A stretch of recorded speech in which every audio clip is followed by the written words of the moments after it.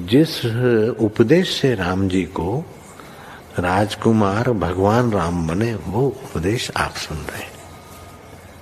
कितना ऊंचा ग्रंथ है, इसको वाल्मीकि रामायण भी बोलते, योग वशिष्ठ महारामायण भी बोलते। राम तीर्थ ने इसी का बार बार अध्ययन किया था। ये आप भी शांत हो जाएंगे परमात्मा में, और दूसरों को भी शांति देने की क्षमता देने वाला ये सदग्रंथ है। इसको वेदांत का सिद्धांत ग्रंथ बोलते हैं। दूसरे होते प्रक्रिया ग्रंथ। ये करके फिर कब वो आचार्य बनो तब समझो, ये तो थोड़ा पढ़ो और फिर वही सिद्धांत की बात। तो बार बार योग वशिष्ठ महारामायण विचारने योग। ओम श्री सद्गुरु परमात्मने नमः। श्री वशिष्ठ जी बोले, हे राम जी, जिसने उत्तम पद का आश्रय किया है, ऐसे जीवन मुक्त पुरुष का कुम्हार के चक्र की नाई प्रारब्ध शेष रहा है। वह पुरुष शरीर रूपी नगर में राज्य करता है और लेपायमान नहीं होता। उसको भोग और मोक्ष दोनों सिद्ध होते हैं। जैसे इंद्र का वन सुखरूप है, तैसे ही उसका शरीर सुखरूप होता है। शरीर के सुख से वह सुखी नहीं होता और दुख से दुखी नहीं होता, अपने स्वरूप में स्थित रहता है। हे राम जी, जो अज्ञानी हैं उनको शरीर रूपी नगर अनंत दुख का भंडार है, क्योंकि अज्ञान से वे शरीर के नष्ट हुए आपको नष्ट हुआ मानते हैं, और ज्ञानवान इसके नाश हुए अपना नाश नहीं मानते। वे जब तक रहते हैं तब तक शब्द स्पर्श रूप रस गंध इनको ग्रहण करते हैं। वे इष्ट रूप होके भासते हैं और शरीर रूपी नगर में भ्रांति से रहित निष्कंटक राज्य करते हैं।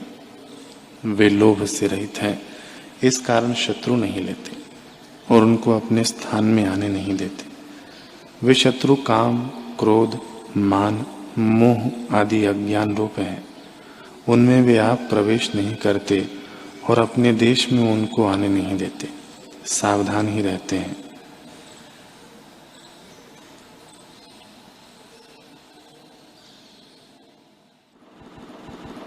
ओम श्री सद्गुरु परमात्मने नमः। श्री भगवान बोले, हे अर्जुन, जो वासना से मुक्त है वही मुक्त है, और जो वासना से बंधा हुआ बंधन में पड़ा है। यदि सब शास्त्रों का वेत्ता भी हो और सर्व धर्मों से पूर्ण हो, तो भी यदि वासना से मुक्त नहीं हुआ तो बंधन में बंधा है। जैसे पिंजड़े में पक्षी बंद होता है, वैसे ही वह वासना से बंधा हुआ है। हे अर्जुन, जिसके हृदय में वासना का बीज है, वह बीज यद्यपि बाह्य नजर नहीं आता तो भी बहुत फैल जाता है। जैसे वट का बीज फैल जाता है, वैसे ही वह वासना फैल जाएगी। जिस पुरुष ने आत्मचिंतन का अभ्यास किया है और उससे ज्ञान रूपी अग्नि उपजाकर वासना के बीज को जलाया है, उसको फिर संसार भ्रम नहीं होता। वह न वस्तु बुद्धि से पदार्थों को ग्रहण करता है, न सुख दुख आदि में डूबता है, सदा निर्लेप रहता है। जैसे तोम्बी जल के ऊपर ही रहती है, वैसे ही सुख दुख के ऊपर रहता है। हे अर्जुन, तुम शांत आत्मा हो, तुम्हारा भ्रम अब दूर हुआ है और तुम आत्मपद को प्राप्त हुए हो। तुम्हारे मन और मोह का निर्वाण हो गया है और तुम सम्यक ज्ञानी हुए हो। व्यवहार करना और चुप रहना दोनों तुमको तुल्य हैं, क्योंकि तुम शांत रूप और निशंक पद को प्राप्त हुए हो। ओम श्री सद्गुरु परमात्मने नमः। श्री वशिष्ठ जी बोले, हे राम जी, जिसका मन विषयों की ओर धावता है, वह संसार रूपी विष का बीज होता है। इससे प्रथम मन को ताड़न करो, तब शांति को प्राप्त होगे। जो मानी होता है और कोई उसका मान करता है तो वह उपकार कुछ नहीं मानता, पर जब प्रथम उसको ताड़न करके थोड़ा ही उपकार करिए तो वह प्रसन्न होता है। जैसे धान्य जल से पूर्ण होते हैं, तब जल के सींचने से उनमें उपकार नहीं होता, और जो ज्येष्ठ आषाढ़ की धूप से तप्त होते हैं तो थोड़ा जल सींचने से भी उनको अमृतवत होता है। तैसे ही जो प्रथम मन का सम्मान कीजिए तो मित्र भाव नहीं होता, और यदि ताड़न करके पीछे सम्मान कीजिए तो उपकार मान के मित्र भाव रखेगा। ताड़न करना विषय से संयम करना है। जब संयम करके निर्वाण हो तब यह सम्मान करना चाहिए कि संसार के पदार्थों में बरतना, तब वह शत्रु भाव को त्याग के मित्र हो जाता है। जैसे वर्षा काल में जब नदी जल से पूर्ण होती है तब उसमें जल का उपकार नहीं होता, पर शरत काल में जल का उपकार होता है। जैसे राजा को और देश का राज्य प्राप्त हो तो वह कुछ प्रसन्न नहीं होता, पर यदि प्रथम उसे बंदी खाने में डालिए और फिर थोड़े गांव दीजिए तो उससे प्रसन्न होता है। तैसे ही प्रथम मन को ताड़न कीजिए, तब थोड़े सम्मान से भी सुखदायक होता है। इससे तुम हाथों से हाथ दबा के, दांतों से दांत मिला के और अंग से अंग रोक के इंद्रियों को जीत लो। मनुष्य के हृदय में मन रूपी सर्प कुंडल मार के बैठा है और कल्प रूपी विष से पूर्ण है। जिससे उसका मर्दन किया उसको मेरा नमस्कार है। ओम श्री सद्गुरु परमात्मने नमः। श्री योग वासिष्ठ महारामायण। श्री वशिष्ठ जी बोले, हे रामचंद्र जी, इसी दृष्टि का आश्रय करो कि तुम्हारा हृदय पुष्ट हो, फिर संसार के इष्ट अनिष्ट से चलायमान न होगा। जिस पुरुष को इस प्रकार आत्मपद की प्राप्ति हुई है सो आनंदित हुआ है। वह न शोक करता है न याचना करता है, और हेयोपादेय से रहित परम शांति रूप अमृत से पूर्ण हो जाता है। वह पुरुष नाना प्रकार की चेष्टा करता दृष्टि आता है, परंतु वास्तव में कुछ नहीं करता। जहां उसके मन की वृत्ति जाती है वहां आत्म सत्ता भासती है। जैसे पूर्णमासी का चंद्रमा अमृत से पूर्ण रहता है, वैसे ही ज्ञानवान परमानंद से पूर्ण रहता है। हे रामचंद्र जी, यह जो मैंने तुमसे अमृत रूपी वृत्ति कही है, इसको तब जानोगे जब तुमको ब्रह्म आत्मा का साक्षात्कार होगा। जैसे चंद्रमा के मंडल में ताप नहीं होता, वैसे ही आत्मज्ञान की प्राप्ति होने से सब दुख नष्ट हो जाते हैं। अज्ञानी को कभी शांति नहीं होती। वह जो कुछ क्रिया करता है उसमें दुख पाता है। जैसे कीकर के वृक्ष में कंटकों की ही उत्पत्ति होती है, वैसे ही अज्ञानी को दुखों की ही उत्पत्ति होती है। हे रामचंद्र जी, इस जीव को मूर्खता और अज्ञानता से बड़े दुख प्राप्त होते हैं, जिनके समान और दुख नहीं। यदि आत्म तत्व की जिज्ञासा में हाथ में ठिकरा ले, चांडाल के घर से भिक्षा ग्रहण करे, वह भी श्रेष्ठ है, पर मूर्खता से जीना व्यर्थ है। उस मूर्खता के दूर करने को मैं मोक्ष उपाय कहता हूं। यह मोक्ष उपाय परम बोध का कारण है। इसके लिए कुछ संस्कृत बुद्धि भी होनी चाहिए, जैसे पद पदार्थ का बोध हो और मोक्ष उपाय शास्त्र को विचारे तो उसकी मूर्खता नष्ट होकर आत्मपद की प्राप्ति होगी। नाना प्रकार के दृष्टांतों सहित जैसे आत्मबोध का कारण यह शास्त्र है, वैसा कोई शास्त्र त्रिलोकी में नहीं है। इसे जब विचारोगे तब परमानंद को पाओगे। यह शास्त्र अज्ञान तिमिर के नाश करने को ज्ञान रूपी शलाका है। जैसे अंधकार को सूर्य नष्ट करता है, वैसे ही अज्ञान को इस शास्त्र का विचार नष्ट करता है। हे रामचंद्र जी, जिस प्रकार इस जीव को कल्याण है सो सुनिए। जब ज्ञानवान गुरु सच्शास्त्रों का उपदेश करे और शिष्य अपने अनुभव से ज्ञान पावे, अर्थात गुरु अपना अनुभव और शास्त्र जब ये तीनों इकट्ठे मिले तब कल्याण होता है। जब तक अकृत्रिम आनंद न मिले तब तक दृढ़ अभ्यास करें। उस अकृत्रिम आनंद को प्राप्त कराने वाला मैं गुरु हूं। जीव मात्र का मैं परम मित्र हूं। हमारी संगति जीव को आनंद प्राप्त कराने वाली है। इसलिए जो कुछ मैं चाहता हूं सो तुम करो।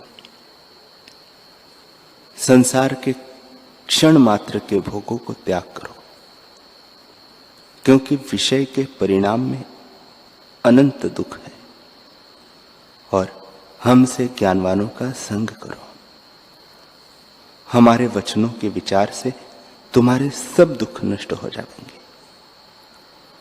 जिस पुरुष ने हमारे साथ प्रीति की है, उसको हमने आनंद की प्राप्ति, जिससे ब्रह्मादिक आनंदित हुए हैं, करा दी है। ज्ञानवान आनंदित हुए और निर्दुख पद को प्राप्त हुए हैं। हे रामचंद्र जी, आत्मा का प्रमाद जीव को दीन करता है। जिसने संतों और शास्त्रों के विचार द्वारा दृश्य को अदृश्य जाना है, वह निर्भय हुआ है। अज्ञानी का हृदय कमल तब तक संकुचा रहता है जब तक तृष्णा रूपी रात्रि नष्ट नहीं हो जाती और हृदय कमल आनंद से नहीं खिलाता। हे रामचंद्र जी, जिस पुरुष ने परमार्थ मार्ग को त्याग दिया है और संसार के खान पान आदि भोगों में मग्न हुआ है, उसको तुम मेंढक जानो जो कीच में पड़ा शब्द करता है। हे रामचंद्र जी, यह संसार बड़ा आपदा का समुद्र है। इसमें जो कोई श्रेष्ठ पुरुष है, वह सत्संग और सत्शास्त्र के विचार से इस समुद्र को उल्लंघ जाता है और परमानंद निर्भय पद को, जो आदि अंत और मध्य से रहित है, प्राप्त होता है। और जो संसार समुद्र के सम्मुख हुआ है, वह दुख से दुख को प्राप्त होता है और कष्ट से कष्टतर नरक को प्राप्त होता है। जैसे विष को विष जान उसका पान करता है और वह विष उसको नाश करता है, वैसे ही जो पुरुष संसार को असत्य जानकर फिर संसार की ओर यत्न करता है, सो मृत्यु को प्राप्त होता है। हे रामचंद्र जी, जो पुरुष आत्मपद से विमुख है पर उसे कल्याण रूप जानता है और उसके अभ्यास का त्याग कर संसार की ओर धावता है, वह वैसे ही नष्ट होगा और जन्म मरण को पावेगा। जैसे किसी के घर में अग्नि लगे, वह तृण के घर और तृण ही की शैया में शयन करे तो वह नष्ट होगा।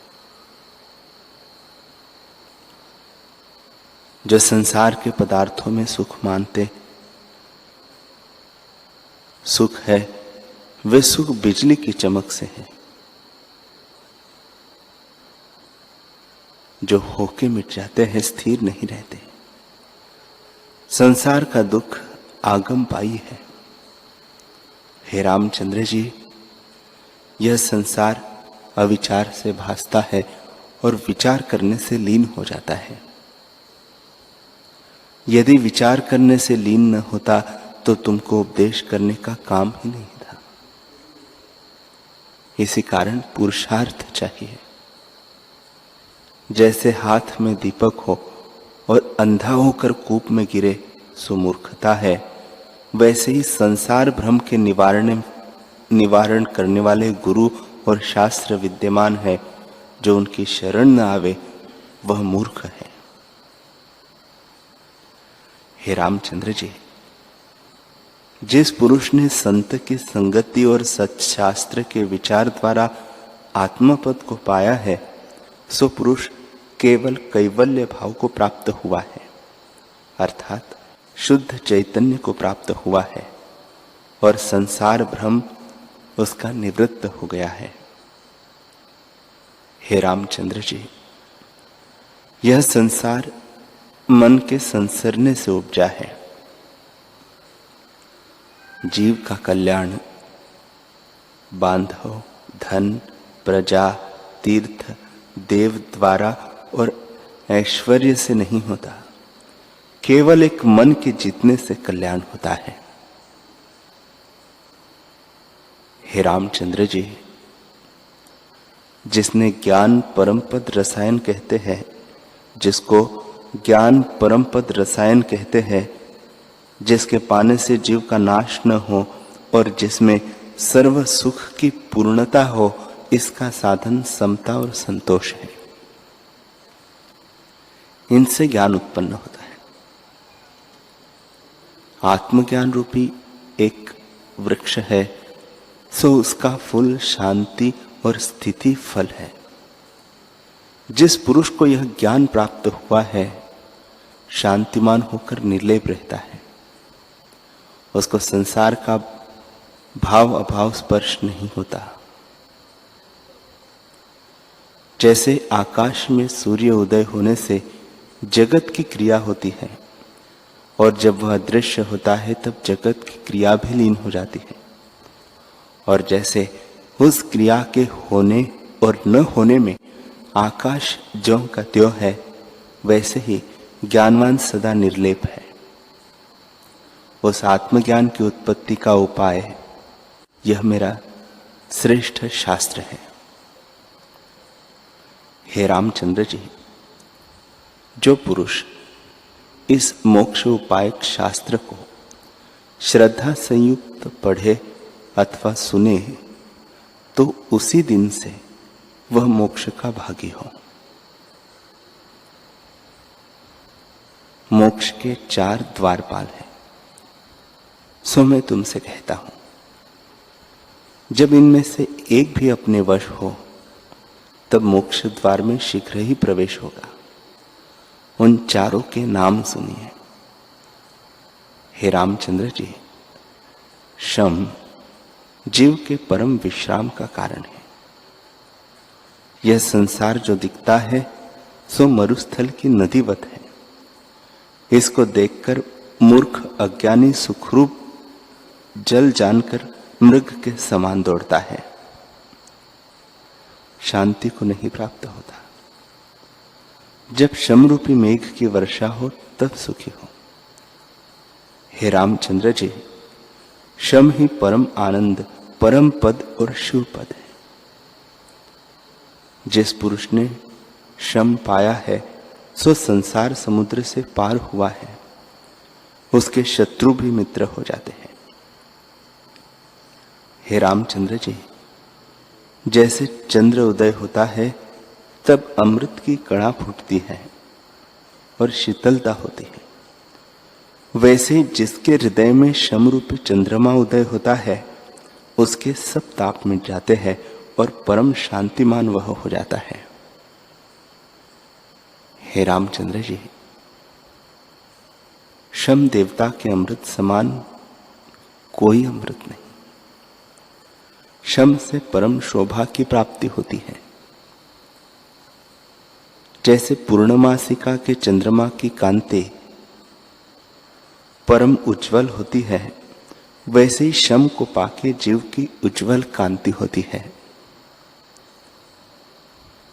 जैसे भगवान विष्णु के 2 हृदय हैं, एक तो अपने शरीर में और दूसरा संतों में है, वैसे ही जीव के भी 2 हृदय होते हैं, एक अपने शरीर में और दूसरा शम में।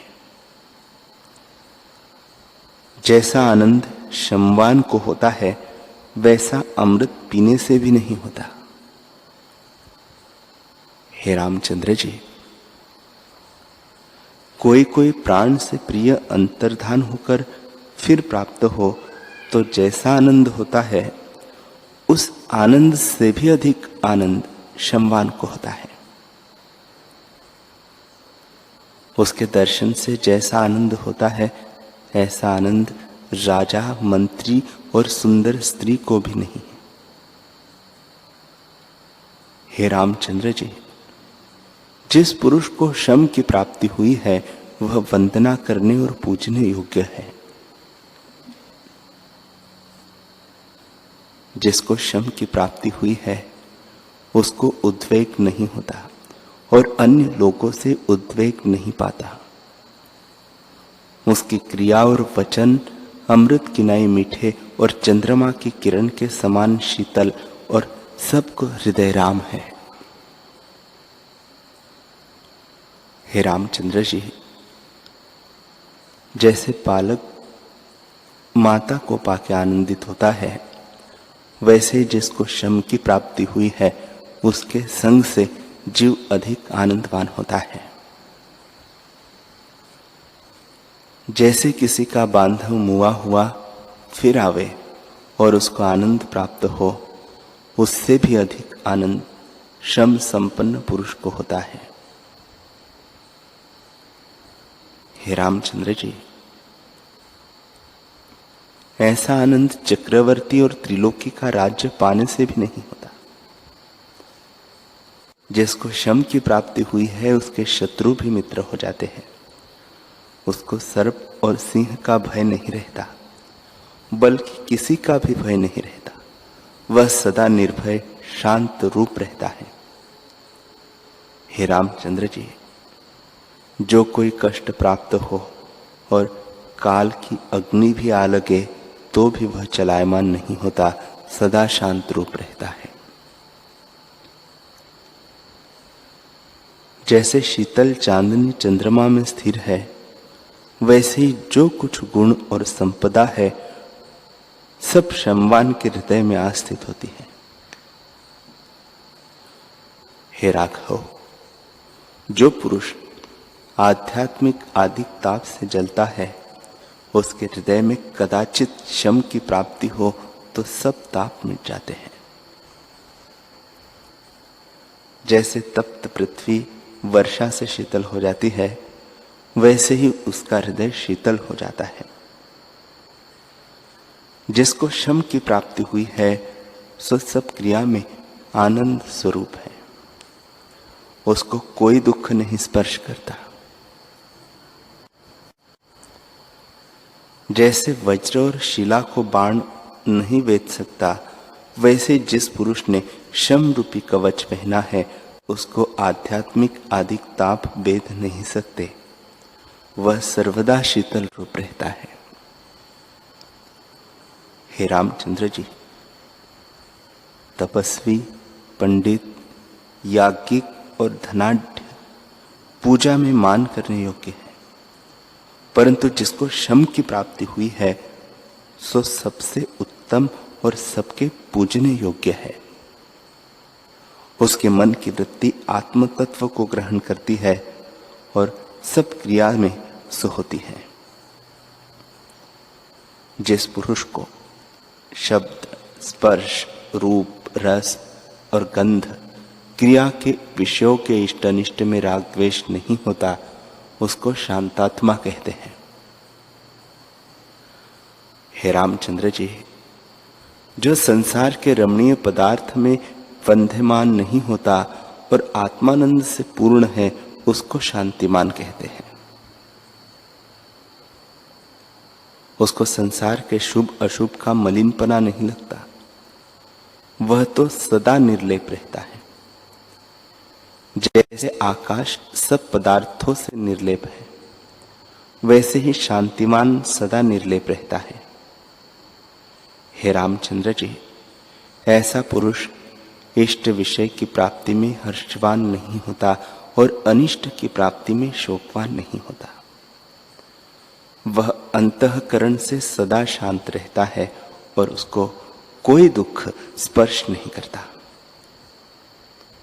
वह अपने आप में सदा परमानंद स्वरूप रहता है। जैसे सूर्य के उदय होते ही अंधकार नष्ट हो जाता है, वैसे ही शांति के पाने से सब दुख नष्ट होकर सदा निर्विकार रहता है। हे रामचंद्र जी, वह पुरुष सब चेष्टा करते दृष्टि आता है, परंतु सदा निर्गुण रूप है। कोई क्रिया उसको स्पर्श नहीं करती।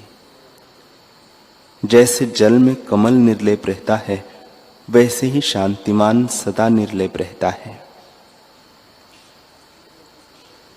हे रामचंद्र जी, जो पुरुष बड़ी राज्य संपदा और बड़ी आपदा को पाकर ज्यों का त्यों अलग रहता है, उसे शांतिमान कहिए। हे रामचंद्र जी, जो पुरुष शांति से रहित है, उसका चित्त क्षण क्षण राग द्वेष से तपता है, और जिसको शांति की प्राप्ति हुई है, सो भीतर बाहर शीतल और एक रस है। जैसे हिमालय सदा शीतल रहता है, वैसे ही वह सदा शीतल रहता है। उसके मुख की कांति बहुत सुंदर हो जाती है। जैसे निष्कलंक चंद्रमा है, वैसे ही शांतिमान निष्कलंक रहता है। हे रामचंद्र जी, जिसको शांति प्राप्त हुई है, सो परम आनंदित हुआ है और उसी को परम लाभ प्राप्त होता है। ज्ञानी इसी को परम पद कहते हैं। जिसको पुरुषार्थ करना है, उसको शांति की प्राप्ति करनी चाहिए। हे रामचंद्र जी, जैसे मैंने कहा है, उस क्रम से शांति का ग्रहण करोगे, तब संसार समुद्र के पार पहुंचोगे। श्री वशिष्ठ जी बोले, हे रामचंद्र जी, अब विचार का निरूपण सुनिए। जब हृदय शुद्ध होता है, तब विचार होता है, और शास्त्रार्थ के विचार द्वारा बुद्धि तीक्ष्ण होती है। हे रामचंद्र जी, अज्ञान वन में आपदा रूपी बेली की उत्पत्ति होती है। उसको विचार रूपी खड़ंग से जब काटोगे, तब शांत आत्मा होगे। मोह रूपी हस्ती जीव के हृदय कमल का खंड खंड कर डालता है। अभिप्राय यह है कि इष्ट अनिष्ट पदार्थ में राग द्वेष से छेदा जाता है। जब विचार रूपी सिंह प्रकटे, तब मोह रूपी हस्ती का नाश कर शांतात्मा होगे। हे रामचंद्र जी, जिसको कुछ सिद्धता प्राप्त हुई है, उसे विचार और पुरुषार्थ से ही हुई है। जब प्रथम राजा विचार कर पुरुषार्थ करता है, तब उसी से राज्य को प्राप्त होता है। प्रथम बल, दूसरे बुद्धि, तीसरे तेज, चतुर्थ पदार्थ आगमन और पंचम पदार्थ की प्राप्ति, इन पांचों की प्राप्ति विचार से होती है। अर्थात इंद्रियों का जीतना, बुद्धि आत्मव्यापिनी और तेज पदार्थ का आगमन, इनकी प्राप्ति विचार से होती है। हे रामचंद्र जी, जिस पुरुष ने विचार का आश्रय लिया है, वह विचार की दृढ़ता से जिसकी वांछा करता है, उसको पाता है। इससे विचार इसका परम मित्र है। विचारवान पुरुष आपदा में नहीं फंसता। जैसे तुम भी जल में नहीं डूबती, वैसे ही वह आपदा में नहीं डूबता। हे रामचंद्र जी, वह जो कुछ करता है, विचार संयुक्त करता है, और विचार संयुक्त ही देता लेता है। उसकी सब क्रिया सिद्धता का कारण होती है। और धर्म, अर्थ, काम, मोक्ष विचार की दृढ़ता से ही सिद्ध होते हैं।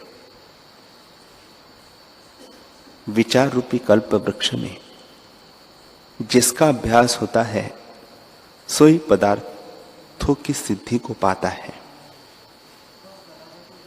हे रामचंद्र जी, शुद्ध ब्रह्म का विचार ग्रहण करके आत्मज्ञान को प्राप्त हो जाओ। जैसे दीपक से पदार्थ का ज्ञान होता है, वैसे ही पुरुष विचार से सत्य असत्य को जानता है।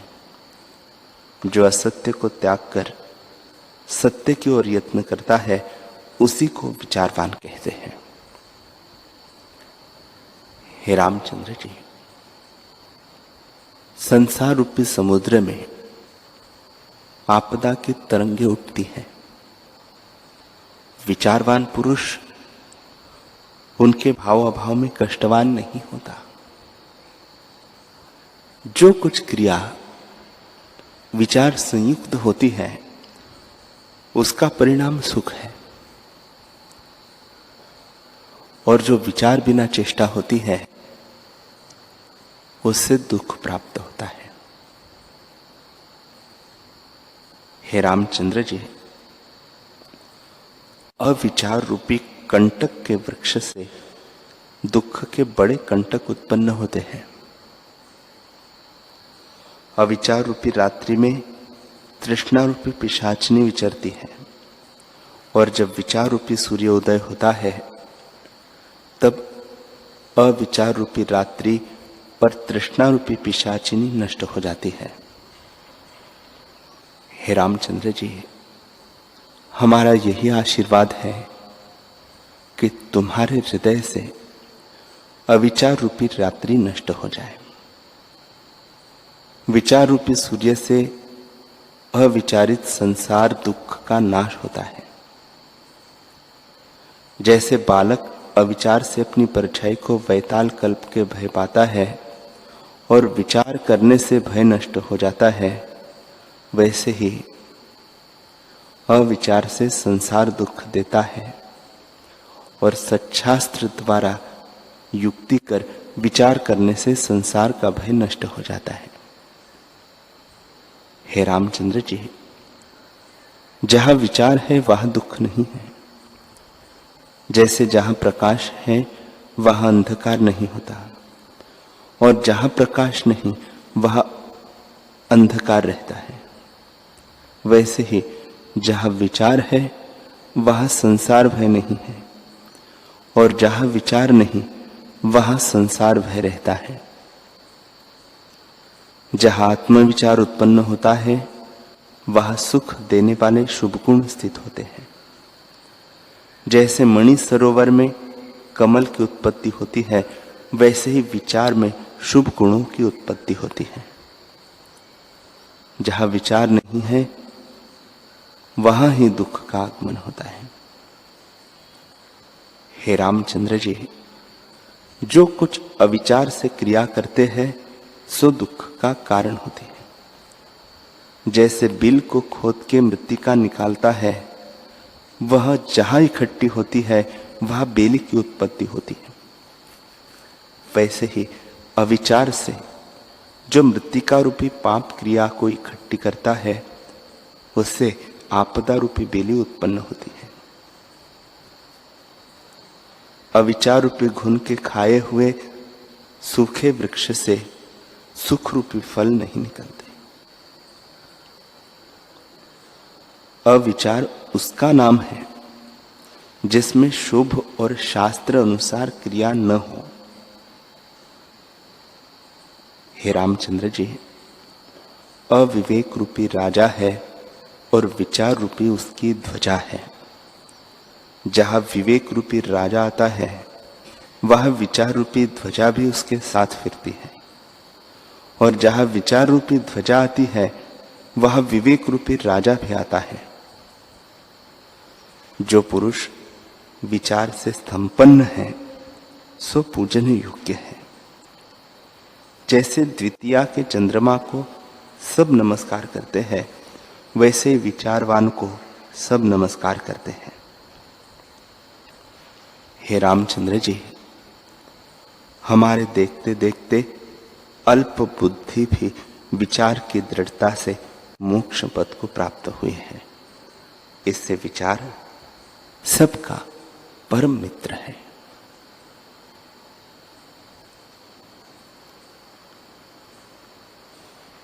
हरि ओम।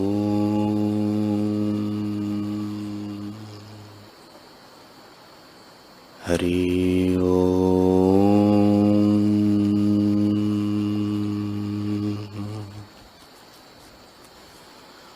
ओम सहना भवतु सहनो भुनक्तु सह वीर्यं करवावहै तेजस्विनावधीतमस्तु मा विद्विषावहै। ओम शांति शांति शांति। श्री सद्गुरुदेव भगवान की जय।